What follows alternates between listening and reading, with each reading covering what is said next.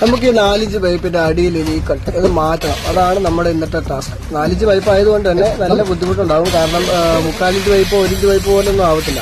നല്ല work already use ചെയ്തുകൊണ്ടിരിക്കുന്ന bathroom ആയതുകൊണ്ട് അതിൻ്റെതായ ബുദ്ധിമുട്ടുണ്ട്, സ്മെല്ലുണ്ട്, കാര്യങ്ങളുണ്ട്. അതൊക്കെ നോക്കി വേണം വർക്ക് ചെയ്യാൻ.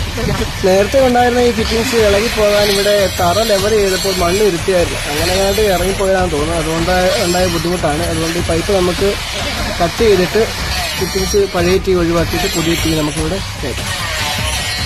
വർക്ക് കാണുമ്പോൾ വളരെ സിമ്പിളാണെന്ന് തോന്നും, പക്ഷെ അങ്ങനെയല്ല. ബുദ്ധിമുട്ടുണ്ട്. 4 പൈപ്പ് ആയതുകൊണ്ട് അതിൻ്റെതായ ബുദ്ധിമുട്ട്.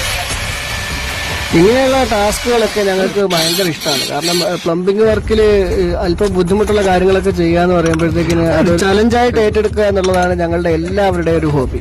എളുപ്പം ചെയ്യുക എന്നുള്ളതാണല്ലോ ലക്ഷ്യം. പിന്നെ ഞങ്ങൾ ഈ പ്ലംബിങ്ങിനകത്ത് ചെറിയൊരു റോങ് ചെയ്തിട്ടുണ്ട്. ഒരു തെറ്റായ ഒരു പ്രവൃത്തി ചെയ്യാൻ പാടില്ലാത്തതാണ്, എങ്കിലും ചെയ്തേ പറ്റൂ എന്നൊരു സാഹചര്യം ഉണ്ടായിരുന്നു.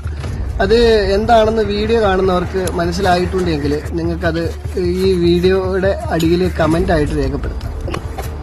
കണ്ട ആ സോൾവെന്റിന്റെ ഇത് ഇളകിപ്പോയതാണ് കേട്ടോ. തുണിയിട്ട് ഞങ്ങൾ ഒട്ടിക്കുകയാണ്.